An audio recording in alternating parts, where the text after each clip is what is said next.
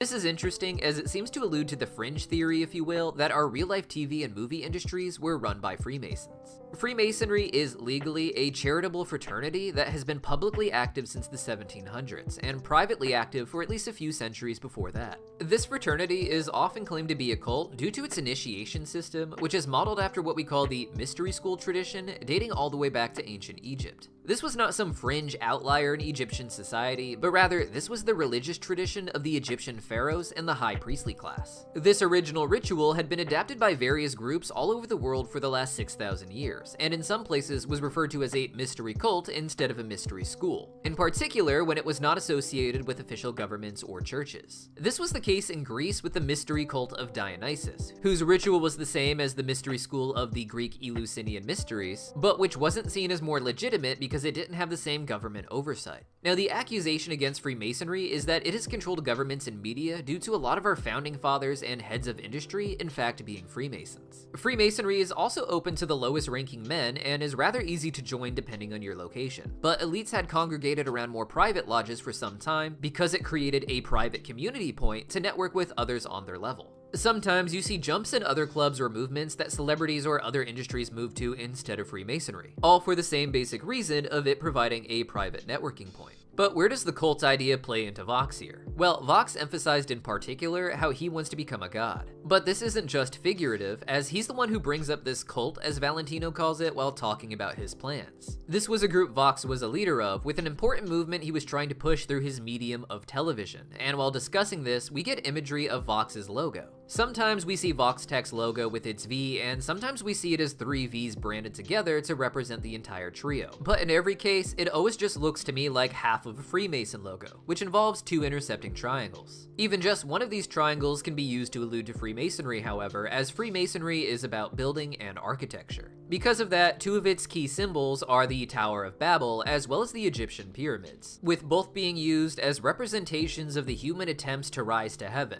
to conquer the known world by constructing these giant buildings all over it. Thus, while the V is a reference to Vox himself, it also seems to purposely be an upside-down pyramid for the sake of this symbolism. To emphasize this connection, we even see Vox's lightning make the shape of the V as soon as he says he wants to become a god. Freemasonry isn't even the only mystery school to use this triangular symbolism, but in all cases, they use an initiation ceremony based on the ancient Egyptian ritual of the pharaohs discussed earlier.